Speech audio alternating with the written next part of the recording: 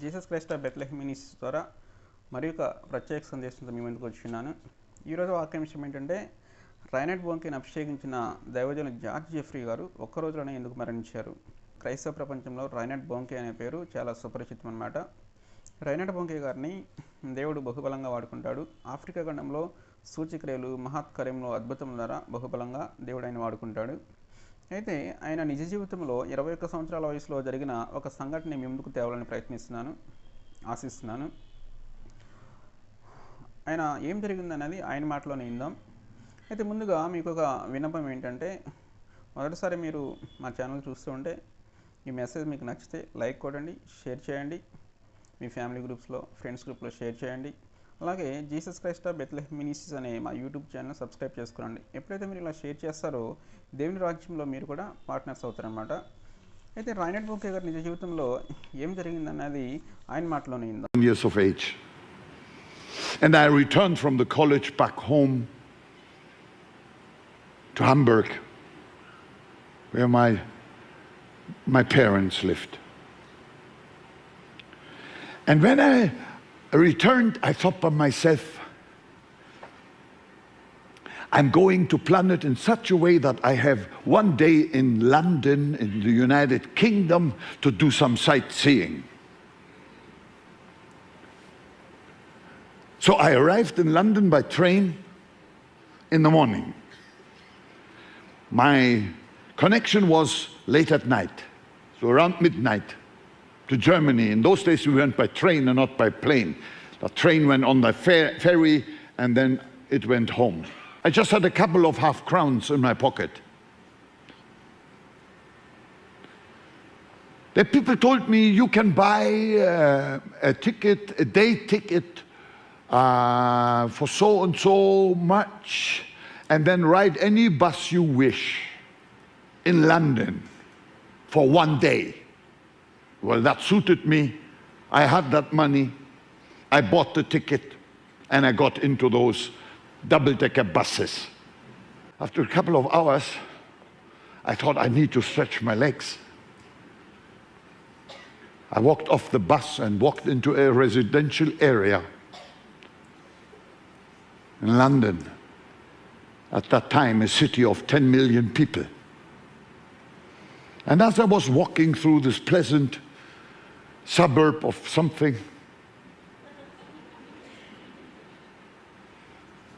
I passed a house and I saw a nameplate outside. I read George Jeffries. George Jeffries. I mean, I came fresh from college. I had learned about George Jeffries. George Jeffries was a man who had brought the gospel of signs and wonders to the British Isle. I'd read his book. That touched my heart. But I thought he was already dead. That part I hadn't learned at school. So I said, well, Jeffries is a very common name in Britain. There will be thousands of Jeffries. And George, even the more. There must be thousands of George Jeffries in Britain. But a still small voice said to me, you've got plenty of time. Why can't you find out? So I walked through the front garden and I pressed the bell. And a lady opened. I said, ma'am, my name is Reinhard Bonnke. May I ask a question? Does the George Jeffrey live in this house who was that firebrand evangelist and brought the gospel of signs and wonders to the British Isles? She said to me, yes. Oh, I said, may I please see him? She said, no. And please excuse me for saying it, but that lady filled the door frame. I couldn't pass. But while she said no, suddenly I heard a voice, a deep voice from the inside. Let him come in.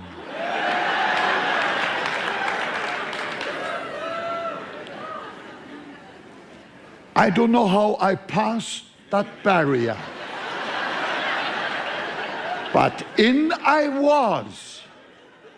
And I saw him come down the stairs, perfectly dressed, as if he had been waiting for someone. He came down. I shook his hand. I started to talk. I said, my name is Reinhard Bonnke. I've read your books. And Jesus has called me to be an evangelist in Africa. I have prepared for it. I know that God used you to bring the... I was not talking all the time. He didn't say a word. That old man didn't say a word. He just put his hand on my shoulder. And then he fell on his knees on the carpet and pulled me down with him and laid his hands on me and blessed me and blessed me and blessed me and blessed me and blessed me, and the glory of the Lord appeared.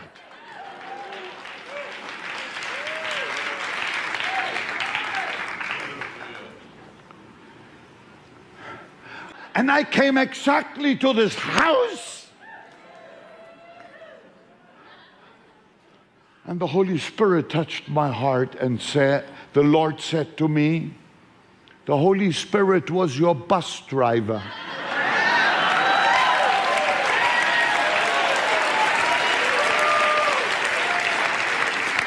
It sounds like a fairy tale, but it is the truth before God.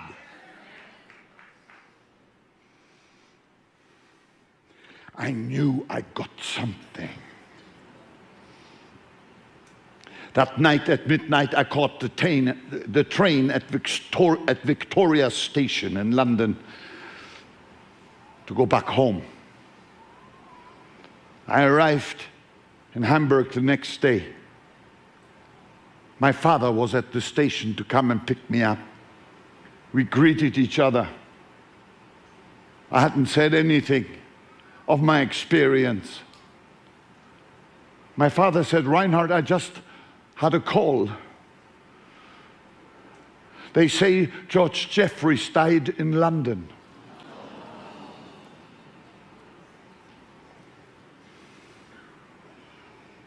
Then I knew I had picked up a mantle.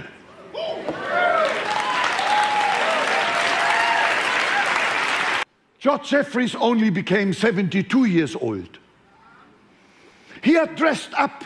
The Lord must have told him, someone is coming. And I didn't know it was me. But thank God it was me. And today it is you.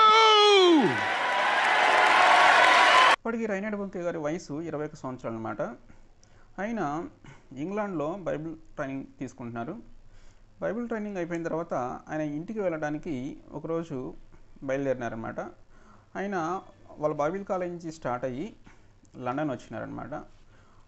ఆ రోజు morning London వచ్చినారు. అయితే వాళ్ళ Germany అనమాట. Germany వెళ్ళడానికి ఆ రోజు సాయంత్రం ట్రైన్ ఉంది. ఆ రోజుల్లో ట్రైన్లోనే వెళ్ళాలి. ఆ రోజుల్లో విమానాలు లేవన్నమాట. అయితే ఆయన ఆ రోజు మార్నింగే లండన్ వచ్చినారు. సాయంత్రం వరకు ట్రైన్ లేదనమాట. అప్పుడు రైనాడ్ బొంకే గారు ఏం చేస్తారంటే, ఆయన జేబులో కొద్దిగా డబ్బులు ఉంటాయి అన్నమాట. ఎక్కువ డబ్బులు లేవు, కొద్దిగా డబ్బులు ఉన్నాయి. అక్కడ ఉన్న ప్రజలు ఏం చెప్పారంటే, మీరు కనుక ఒకరోజు టికెట్ ఉంటుంది, ఆ టికెట్ కొంటే మీరు లండన్ మొత్తం ఒకరోజు జర్నీ చేయొచ్చు, ఏ బస్సు అయినా ఎక్కొచ్చు, దిగొచ్చు, లండన్ మొత్తం చూడొచ్చు అని చెప్తారనమాట.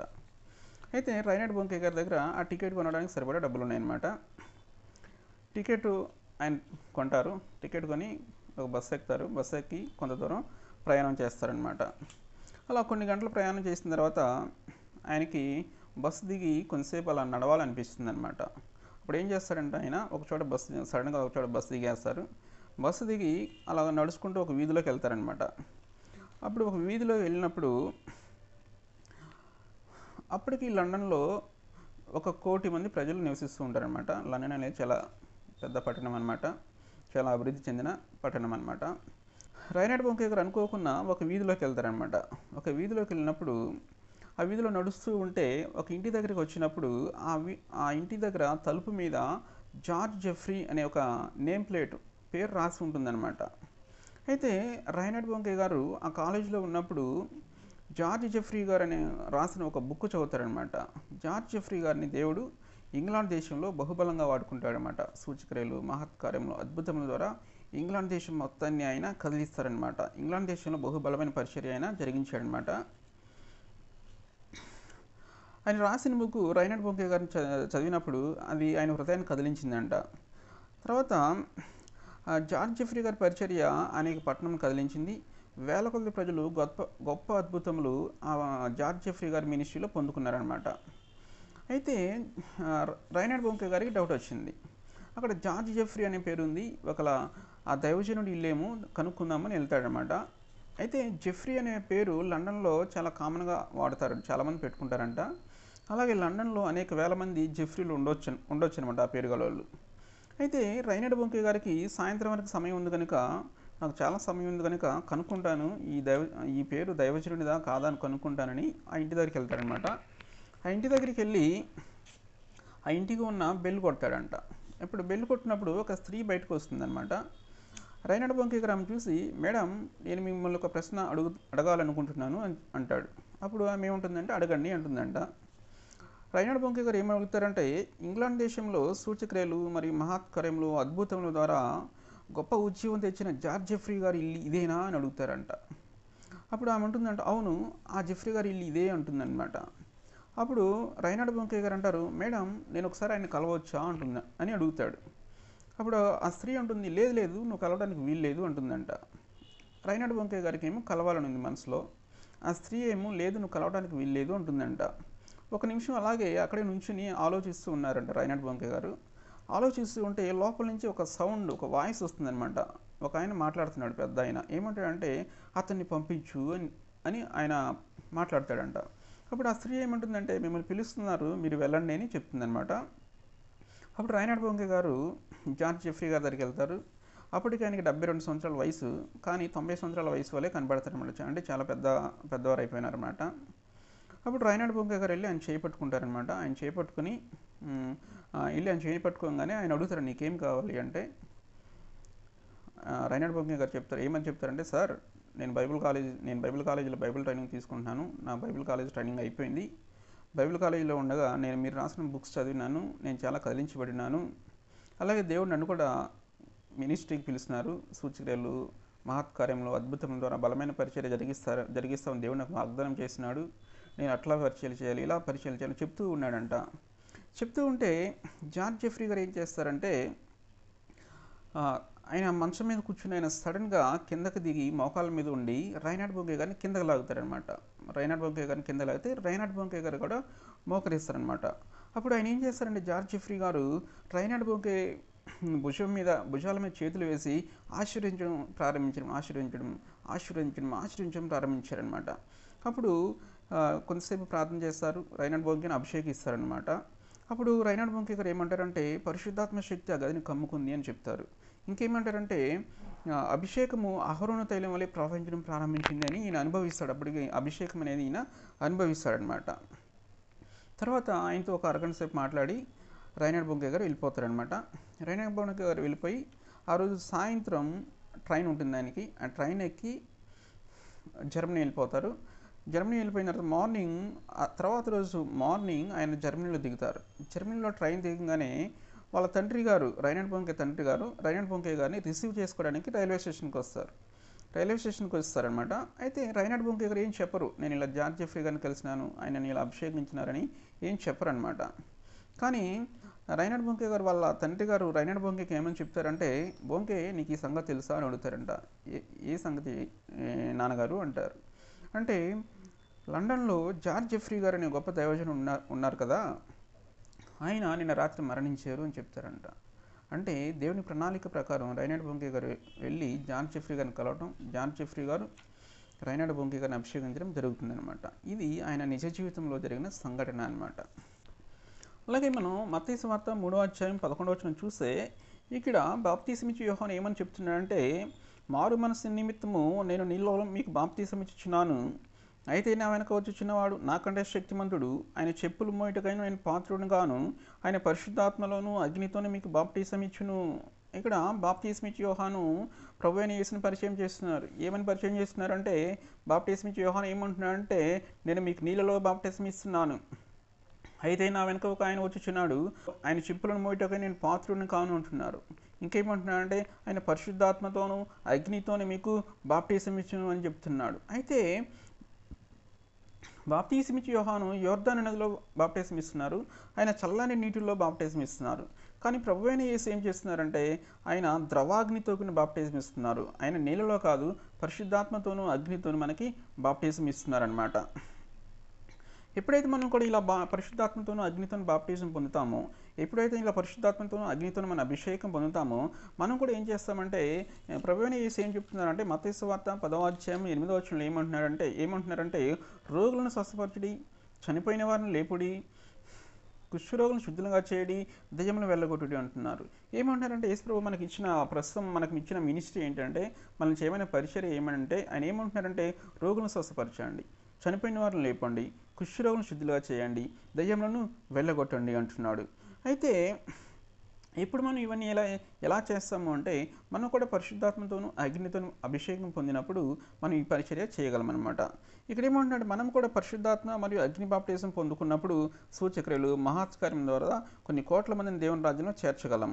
ఈ వీడియో చూస్తున్న ప్రతి ఒక్కరూ పరిశుద్ధాత్మ అగ్ని అభిషేకం పొందుకున్నట్లు దేవుడు మిమ్మల్ని అభిషేకించాలని కోరుచుంటాను. రైనాడ్ బొంకేని అభిషేకించిన జాన్ జెఫ్రీ గారు ఒక్కరోజులోనే మరణించారు. ఎందుకు మరణించారు అంటే, జాన్ జెఫ్రీ గారి మరణదినం దేవుడు నిర్ణయించాడు. అయితే ఆ మరణించేలోపు రైనాడ్ బొంకేని అభిషేకించాలని దేవుడు నిర్ణయించాడనమాట. అందుకే రైనాడ్ బొంకే గారిని దేవుడు అక్కడికి తీసుకెళ్తాడనమాట.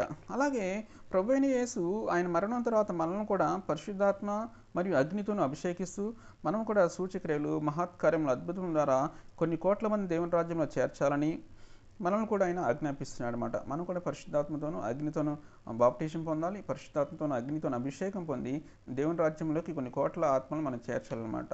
దేవుడు మనల్ని అందరినీ అలా సిద్ధపరచును గాక. దేవుడి వాక్యాన్ని ఆశ్రయించును.